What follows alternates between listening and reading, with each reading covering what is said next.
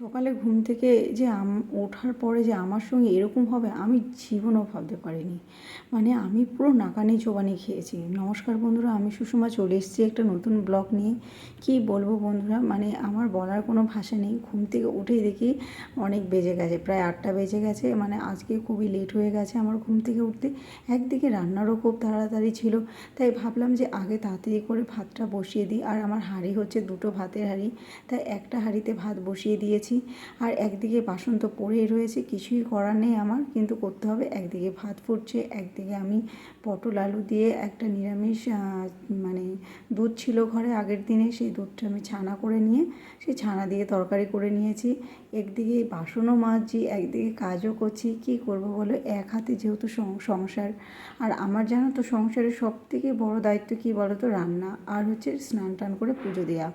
তার জন্য আমি এক হাতে রান্না করি, একদিকে বাসন মাজি। আর ভাগ্যিস আমার দুটো হাঁড়ি, মানে একটা হাঁড়িতে রান্না করলে আরেকটা হাঁড়ি এঁটো থাকলে সেটা আমি ওই হাঁড়িতে ভাত বসিয়ে দিই, ওইটা পরে ধীরে সুস্থে কাজ করি। আর আজকে মানে একটু বেশি আমার মানে দেরি হয়ে গেছে।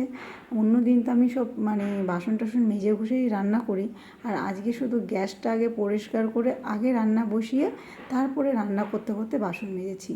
আর আজকে রান্না অনেক কিছুই করেছি, যেহেতু পান্তা ভাত খাবো এর জন্য করে নিয়েছি একটু বড়া চাল কুমড়ার। আর চাল কুমড়ার বড়াটা খুবই টেস্টি হয়েছিল, আর পান্তা ভাত দিয়ে খেতে তো অসাধারণ লেগেছে। আর বিকেলবেলা একটু বেরিয়ে পড়েছিলাম ঘুরতে, আর আমার ছেলেটাও খুবই আনন্দ করছিল।